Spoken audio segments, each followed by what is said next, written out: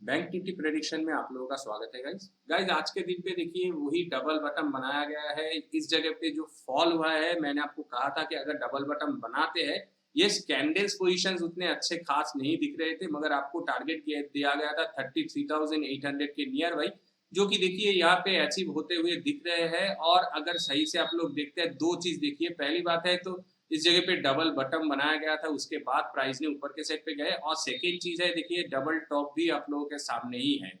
इस जगह पे भी डबल टॉप दोबारा बनाया गया है, जहां से एक रिवर्स चाल आ सकते हैं।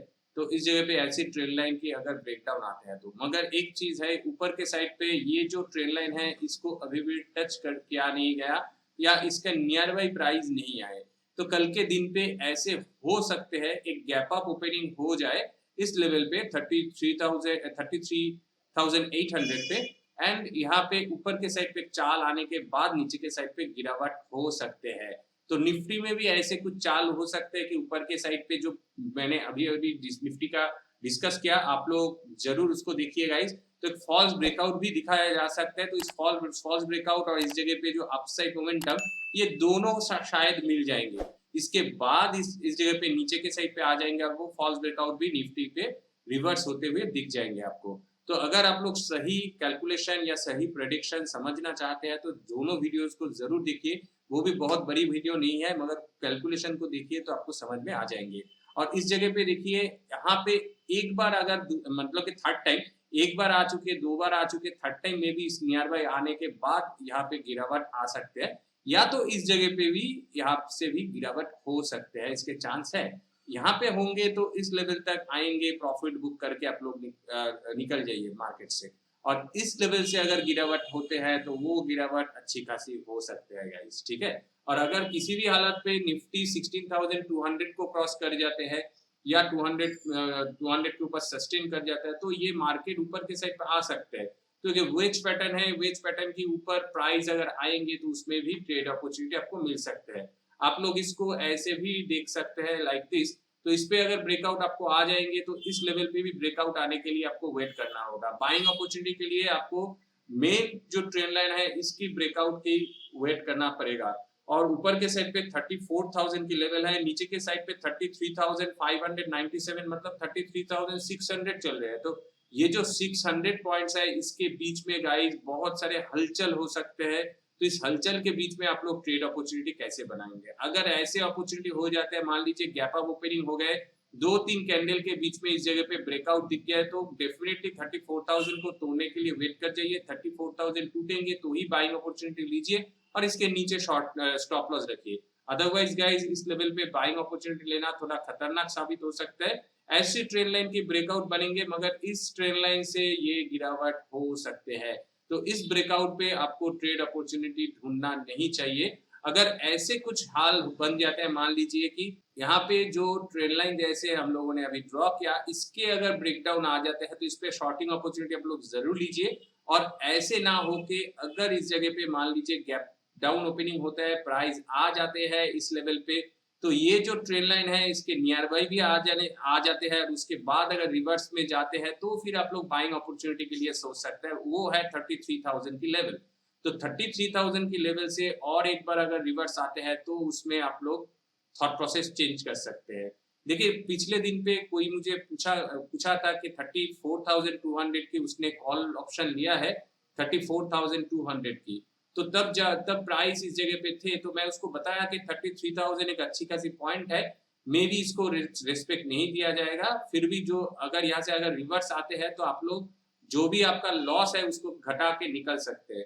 तो अभी भी उसके पास चांस है, ऐसे नहीं कि मार्केट ऊपर नहीं आ सकते हैं, मगर कितना दिन कितना सारा प्रॉफिट आप लोग होल्ड कर सकते हो। अगर आपका लॉस कुछ कम हुआ है तो आप जरूर निकल जाइए गाइस, इसलिए कि मार्केट अभी गिरावट मोमेंटम पे है। ये ऑब्वियसली इस जगह पे एक वेज पैटर्न बनाया गया है, मगर ये वेज पैटर्न के साथ आपको ये भी थॉट प्रोसेस रखना है कि ये 0.236 के रिट्रेसमेंट की लेवल को ऑलरेडी तोड़ चुके हैं, और नीचे के साइड पे ये 32,000 को टच करने के लिए जा रहा है। तो मिडिल वाले जो हरकत हो रहे हैं या वेज पैटर्न बना रहे हैं, इसको इतना कॉन्फिडेंस के साथ आप लोग मत लीजिए।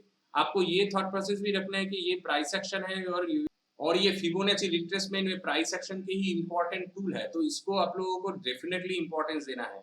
और जैसे मैंने निफ्टी पे आपको राउंडिंग टॉप दिखाया, इस जगह पे भी एक राउंडिंग टॉप बन रहे हैं गाइस, आपके सामने ही है। तो थोड़े बहुत अगर ऐसे टॉप की ऊपर के साइड पे मोमेंटम आती है, फिर जाके नीचे आएंगे तो बड़ी चाल आ सकता है। तो फिलहाल मुझे 33,000 आज भी खास लग रहे हैं। अगर 33,000 टूट के नीचे के साइड पे प्राइस आते हैं तो 32,000 ये आ सकते हैं।